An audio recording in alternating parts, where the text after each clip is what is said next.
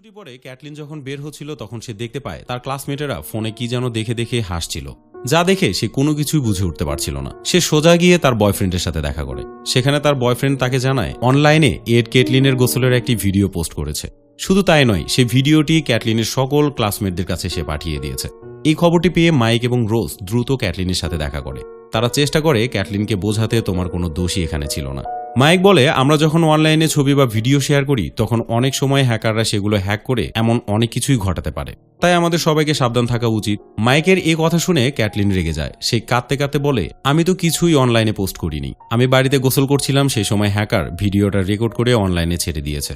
আর তুমি নিজে এডকে বাসায় এনেছিলে, তাই আজ তোমার কারণে আমাকে এসব সহ্য করতে হচ্ছে। সবকিছু দেখে শুনে মাইক আর নিজেকে ধরে রাখতে পারছিল না। সে রোজকে বলে, তুমি বাড়ি ফিরে যাও। তারপর সে নিজে গাড়িতে চেপে সোজা এডকে খুঁজে বের করার জন্য বেরিয়ে পড়ে। আমরা মাইককে দেখতে পারি সে তার ম্যানেজার প্যাট্রিকের সাথে নতুন একটি অ্যাপ লঞ্চ করার কথা বলছে। প্যাট্রিক তাকে জানায় নতুন অ্যাপটি লঞ্চ করতে আমাদের এসিসি সরকারি অফিস থেকে অনুমতি নিতে হবে। তবে তুমি চিন্তা করো না, ব্যাপারটি আমি পুরোপুরি হ্যান্ডেল করে নেব। এরপর আমরা দেখি মাইকেল একটি প্রাইভেট জেট করে বাসায় ফিরছে। তার এই নতুন বিজনেসের উদ্যোগ ইতিমধ্যে টিভি চ্যানেলগুলোর নজরে এসেছে, যার ফলে রীতিমতো তারা প্রচার করা শুরু করেছে। মাইক বাসায় ফিরে স্ত্রী রোজ এবং মেয়ে ক্যাটলিনের সাথে কথা বলছিল। সে সময় ক্যাটলিন তার বাবাকে বলে, আজকে বাসার ওয়াইফাই খুব স্লো চলছে, তুমি কাউকে পাঠিয়ে দিও এটা ঠিক করতে। এরপর ক্যাটলিন স্কুলে যায়। এমনকি তার স্ত্রী রোজও স্কুলে যাওয়ার জন্য রেডি হচ্ছিল, কারণ সে একজন স্কুল টিচার ছিল। অন্যদিকে মাইক বেরিয়ে পড়ে অফিসের দিকে, কারণ তার নতুন অ্যাপ লঞ্চ করতে গেলে প্রচুর ফান্ডিং দরকার। তাই সে অফিসে গিয়ে আমেরিকা সহ বিভিন্ন দেশের ইনভেস্টরদের সাথে মিটিংয়ে বসে। মিটিংয়ে মাইক এই অ্যাপ সম্পর্কে এমনভাবে উপস্থাপন করতে থাকে যে সেখানকার ইনভেস্টররা মনে করতে থাকে এই অ্যাপটি আসলেও মানুষের জন্য অনেক প্রয়োজন এবং এই অ্যাপের মাধ্যমে তারা অনেক বেশি ইনকাম করতে পারবে। এই উপস্থাপনায় ইনভেস্টররা বেশি প্রভাবিত হয়, আর মাইকের এমন উপস্থাপনার কারণে সবাই খুশি হয়ে যায়। কিন্তু ঠিক এই মুহূর্তে মাইকের প্রেজেন্টেশনে একটি গ্লিচ দেখা দেয়। বিষয়টা দেখে মাইক সঙ্গে সঙ্গে তার অ্যাসিস্ট্যান্ট জোয়ানকে জানায়। জোয়ান বলে, আমি এখনই ঠিক করে দিচ্ছি। সে তখন অফিসের নতুন আইটি অফিসার অ্যাডকে ডাকে। অ্যাড খুব দ্রুত গ্লিচের সমস্যা সঠিকভাবে ঠিক করে দেয়, আর মাইক তার এই কাজ দেখে খুব বেশি পরিমাণ খুশি হয়ে যায়। মিটিং শেষ হওয়ার পর মাইক তার অ্যাসিস্ট্যান্ট জোয়ানের সাথে সেই মিটিংটি নিয়ে কথা বলছিল। কথার ফাঁকে জোয়ান বলে, ছোট্ট একটি গ্লিচ ছাড়া আমাদের প্রেজেন্টেশন আজকে খুবই দারুণ ছিল। অফিস শেষ করে রাতে বাসায় ফেরার সময় মাইকের দেখা হয় অ্যাডের সাথে। মাইক তাকে ধন্যবাদ জানায় প্রেজেন্টেশনের গ্লিচ দ্রুত সঠিকভাবে সরানোর জন্য। সে সময় সে তাকে জানায়, আমার বাসার ওয়াইফাইটাও স্লো চলছে, তুমি কি আমার বাসার ওয়াইফাই ঠিক করে দিতে পারবে? অ্যাড সম্মতি জানায়, যার ফলে মাইক তাকে বাসার ঠিকানা দিয়ে দেয়। পরদিন সকালে অ্যাড মাইকের বাসায় চলে আসে। সে দেখে মাইক বাড়িতে বসে কি যেন করছে।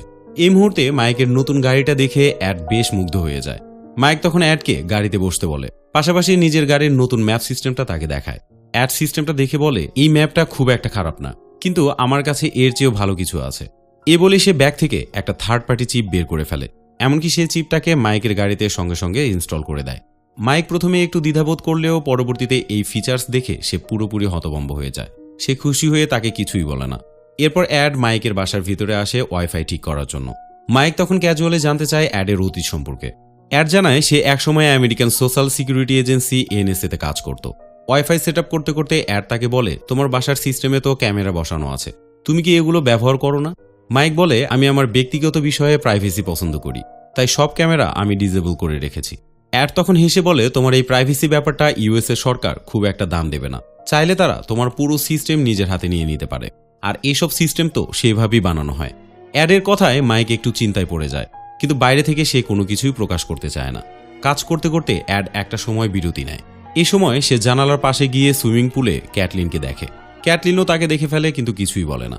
এরপর মাইক অ্যাডকে পরিবারের সবার সাথে পরিচয় করিয়ে দেয়। এরপরে সন্ধ্যাবেলা তারা সবাই একসাথে খাবার খায়। খাবার দাবার শেষে অ্যাড এবং মাইক গল্প করতে থাকে।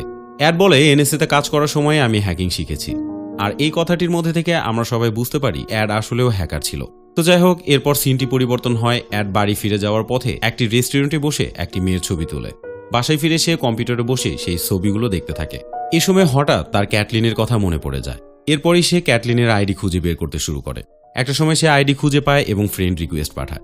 এরপর দেখা যায় মাইকের অফিসের ম্যানেজার প্যাট্রিক এসে তাকে জানায়, আমাদের কাজ অনেক দূরে এগিয়ে গেছে, এখন শুধু অ্যাপ্রুভালের অপেক্ষায়। তবে একটা ব্যাপার, যদি আমাদের পুরনো কোনো ঝামেলার কথা সামনে না আসে তাহলে আমরা খুব দ্রুতই অ্যাপ্রুভাল পেয়ে যাব।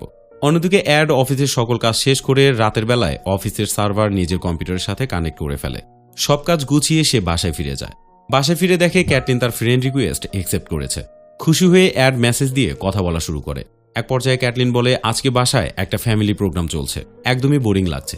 তুমি যদি এই বোরিং থেকে আমাকে উদ্ধার করতে আসো তাহলে খুবই মজা হতো। এই মজার মেসেজটা পেয়ে অ্যাড নিজেকে পুরোই হিরো মনে করতে থাকে আর হাতে একটা বেয়ার নিয়ে সোজা চলে যায় ক্যাটলিনের বাসার সামনে।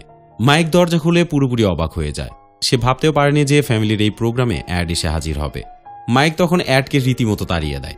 তবে এই অপমান অ্যাডের মনে ভীষণ কষ্ট দেয় আর এই কষ্ট থেকে তার মনের মধ্যে একটি রাগ জমতে শুরু করে। এই অপমান সে কিছুতেই সহ্য করতে না পেরে অ্যাড মাইকের বাসায় সব ক্যামেরা হ্যাক করে ফেলে। এখন সে মাইকের ঘরের প্রত্যেকটা কোণ দেখতে পারে। আর এই হ্যাকিংটা অ্যাডের জন্য খুবই সহজ একটা হ্যাকিং ছিল, কারণ মাইকের বাসার ওয়াইফাইটি ঠিক করার সময় সে একটি থার্ড পার্টি চিপ সেখানে ইনস্টল করে রেখে এসেছিল। এরপর অ্যাড এসে হাজির হয় ক্যাটলিনের হকি খেলা দেখতে। অ্যাডকে মাঠে দেখে মাইক আর রোজ দুজনেই একটু ভয় পেয়ে যায়। তবে খেলা শেষে মাইক অ্যাডকে আড়ালে ডেকে বলতে থাকে, দয়া করে তুমি এভাবে আমাদের সাথে হঠাৎ করে দেখা করতে এসো না। মাইক খুব স্পষ্টভাবেই বুঝতে পারে অ্যাড এক ধরনের সাইকো ছিল আর সে একদমই চায় না এমন কেউ তার মেয়ের আশেপাশে ঘোরাঘুরি করুক। কিন্তু মাইকের না করা সত্ত্বেও অ্যাড আরও বেশি করে তাদের পরিবারে ঢোকার চেষ্টা করে। একটা সময় ক্যাটলিনের গোসল করার ভিডিও তাদেরই সিসি ক্যামেরার মাধ্যমে রেকর্ড করে ফেলে। কারণ তোমাদের আগে বলেছিলাম ক্যাটলিনের বাসায় থাকা সকল সিসি ক্যামেরা আগে থেকেই হ্যাক করে রেখেছিল। তো যাই হোক, মাইককে ব্ল্যাকমেল করার জন্য এই ভিডিওটা সে সংরক্ষণ করে রাখে।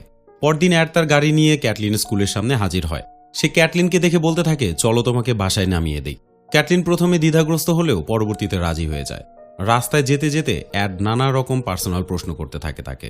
ক্যাটলিন টিনেজার বলে প্রাইভেসির কোনো গুরুত্ব না বুঝে সে সবকিছুই বলতে থাকে। মাইক যখন বাসায় ফিরে দেখে অ্যাডের গাড়ি দাঁড়িয়ে আছে, সে প্রচণ্ড পরিমাণে রেগে যায়।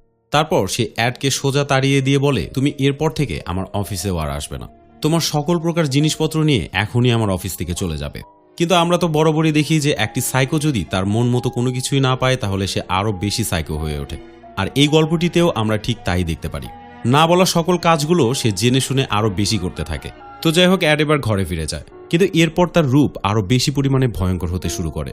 সে রীতিমতো মাইকের অফিস এবং বাড়ির সকল প্রকার রিপোর্ট ও ডকুমেন্ট হ্যাক করে তার আন্ডারে নিতে শুরু করে, যে বিষয়গুলো মাইক কোনোভাবেই বুঝতে পারে না। তো যাই হোক, পরদিন মাইক তার টিম নিয়ে এসএসি অফিসে যায়। সেখানে যাওয়ার পিছনে তার উদ্দেশ্য ছিল অ্যাপগুলোকে অ্যাপ্রুভাল করে নিতে। সেখানে একজন অফিসার তাকে এসে বলে, আমরা আপনার পুরনো সব রিপোর্টই পেয়েছি, সেগুলো এখন আমাদের যাচাই বাছাই করতে হবে, তাই আপনার অ্যাপটার অ্যাপ্রুভাল পেতে অনেকটাই সময় লেগে যাবে। এটা শুনে ম্যানেজার প্যাট্রিক প্রচণ্ড রেগে যায়। তবে সেই অফিসারের সামনে সে কিছুই বলে না। আসলে মাইক যখন তার প্রাইভেট জেট কোম্পানি শুরু করেছিল তখন অনেকটাই অন্যদের মতো সে দুর্নীতির আশ্রয় নিয়েছিল।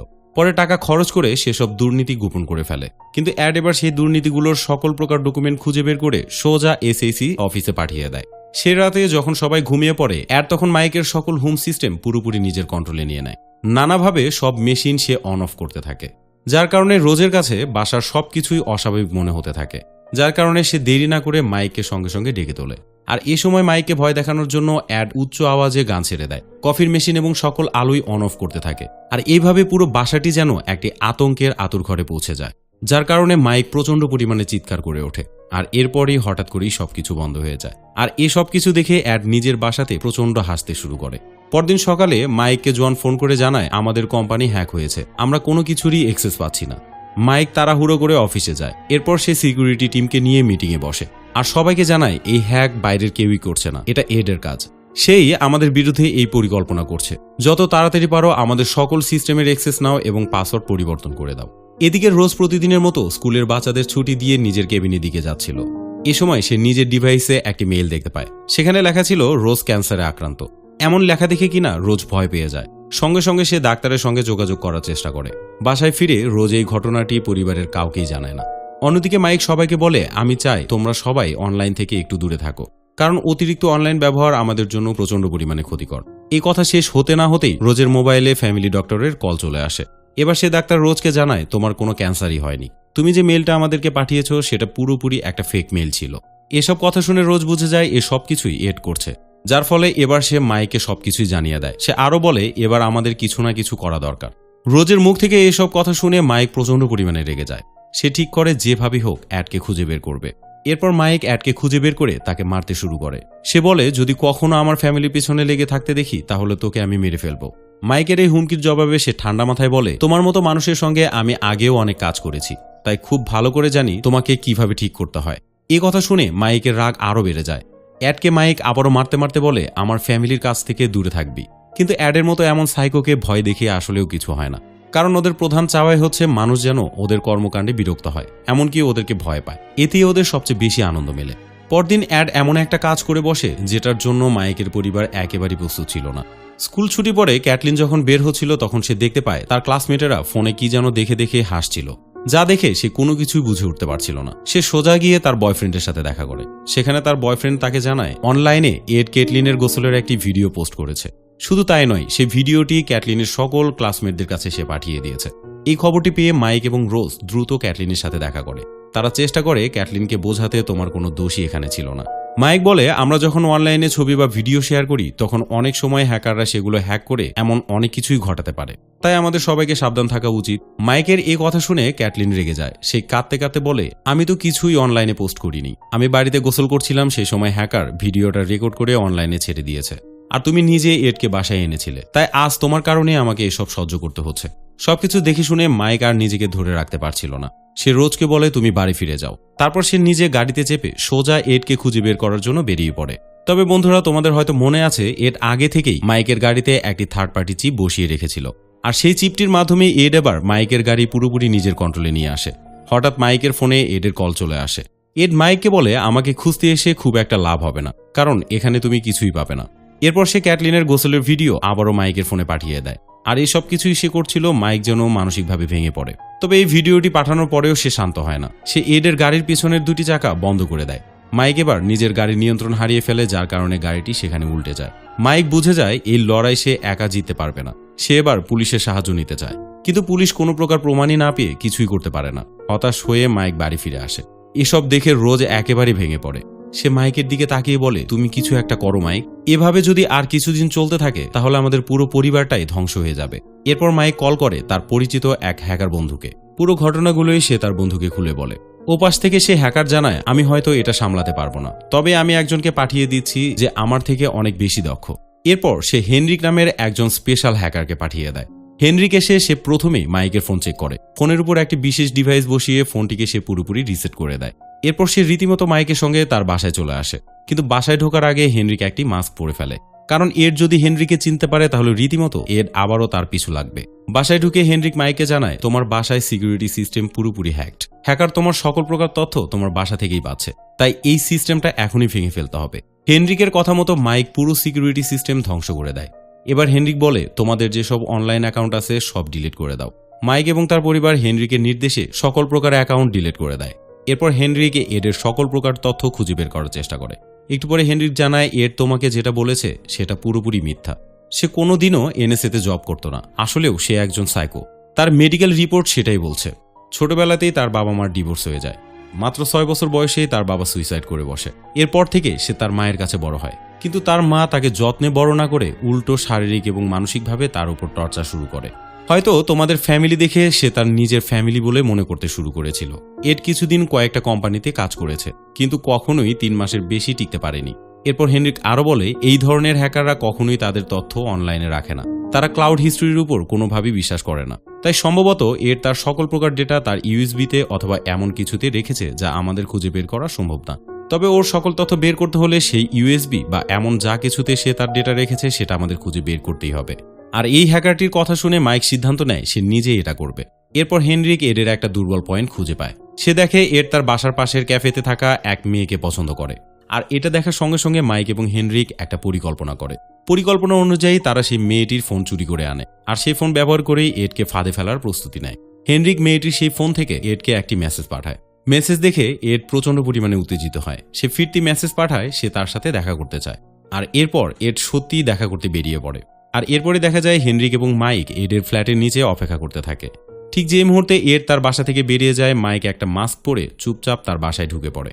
অন্যদিকে হেনরি ক্যাফেতে চলে যায় এডের উপর নজর রাখতে। মাইক হেনরিকের কথা মতো ধাপে ধাপে কাজ করতে থাকে। মাইক সেখানে একটা ক্যামেরা সেট করে যাতে তারা এডের বাসার সবকিছুই দেখতে পারে। এরপর মাইক সেই ইউএসবি ডিভাইস খুঁজতে থাকে, যে ইউএসবিতে এডের সকল পার্সোনাল তথ্য আছে। অনেক খোঁজাখুঁজির পর মাইক সে টেবিলের নিচে একটি খেলনা দেখতে পায়। হেনরিক তখন বলে ওই খেলনার মধ্যেই সবকিছু থাকতে পারে, যার ফলে মাইক দেরি না করে সঙ্গে সঙ্গে সেই খেলনাটি খুলে দেখে হেনরিকের কথা পুরোপুরি সত্য ছিল। তারা রীতিমতো এডের সকল তথ্যই খুঁজে পায়। অন্যদিকে ক্যাফেতে এড মেয়েটির সঙ্গে কথা বলছিল। এড বলে, তুমি মেসেজ দেওয়ার পর আমি কোনোভাবেই দেরি করিনি, সোজা তোমার কাছে চলে এসেছি। মেয়েটি অবাক হয়ে বলে, আমি তো তোমাকে কোনো মেসেজই দিইনি। তারপর সে তাড়াতাড়ি নিজের ফোন খুঁজতে থাকে। ফোন না পেয়ে সে চোখে মুখে সন্দেহের ছাপ নিয়ে চুপ হয়ে যায়। ঠিক তখন এড বুঝতে পারে তাকে ফাঁদে ফেলা হয়েছে, যার ফলে সে এক দৌড়ে নিজের বাসার দিকে ছুটতে শুরু করে। আর হেনরিক এসব কিছু দেখে মাইককে বলে দেয় যে এড এখনই তার বাসায় যাচ্ছে। মাইক এই সময় সমস্ত ডিভাইসগুলো খুলে ফেলতে ব্যস্ত। ঠিক এই সময় এড নিচে এসে পৌঁছে যায়। এরপর এড তার হাতে একটি গান নিয়ে সিঁড়ি বেয়ে উপরে উঠতে থাকে। অন্যদিকে হেনরিক এডের সকল সিকিউরিটি সিস্টেম হ্যাক করে ফেলেছে। পাশাপাশি মাইককে দ্রুত সেখান থেকে প্রস্থান করার জন্য নির্দেশনা দিচ্ছে। এরপর হেনরিক পুলিশকে একটি ফেক মেসেজ পাঠায়, যেখানে লেখা ছিল এডের লোকেশনে একজন পুলিশ অফিসার নিহত হয়েছে। এই মেসেজ দেখে পুলিশ দ্রুত একটা টিম সেখানে পাঠিয়ে দেয়। হেনরিকের নির্দেশনা অনুযায়ী মাইক সে বাড়ির উপরের ফ্লোর থেকে ইমার্জেন্সি সিঁড়ি দিয়ে নিচে নামতে থাকে। কিন্তু শেষ মুহূর্তে এড মাইকের আওয়াজ শুনতে পারে।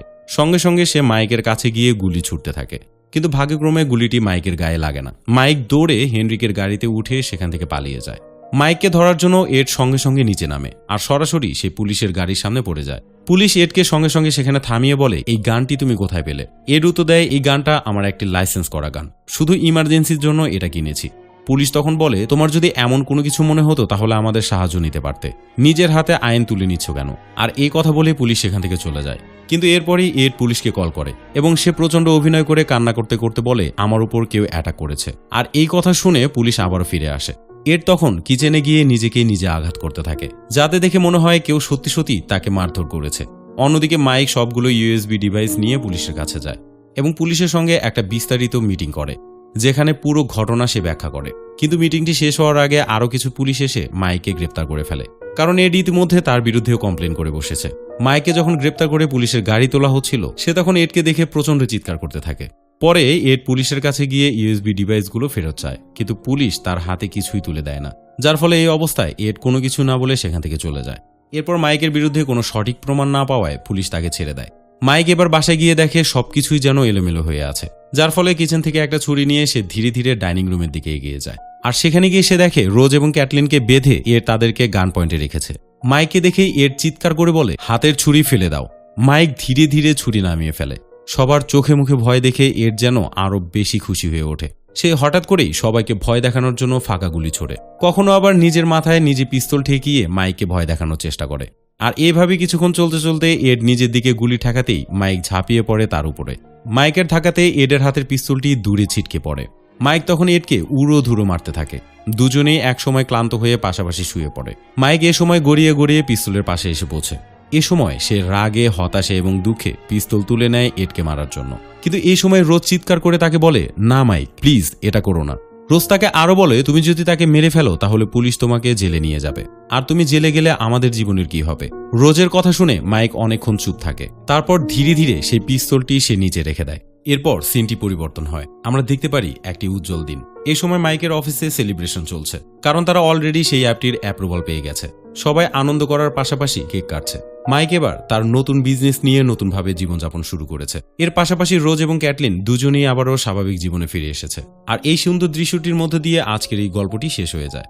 তো বন্ধুরা, এই গল্পটি কেমন লেগেছে অবশ্যই আমাকে কমেন্টস করতে একটু ভুলবে না। পাশাপাশি যদি এই চ্যানেলে তোমরা নতুন হয়ে থাকো অবশ্যই সাবস্ক্রাইব করবে এবং শেয়ার করবে। তো আজকের বারে এখানেই বিদায় নিচ্ছি। দেখা হবে পরবর্তী আরেকটি ভিডিওতে। ততক্ষণে ভালো থাকো, সুস্থ থাকো। আল্লাহ হাফেজ।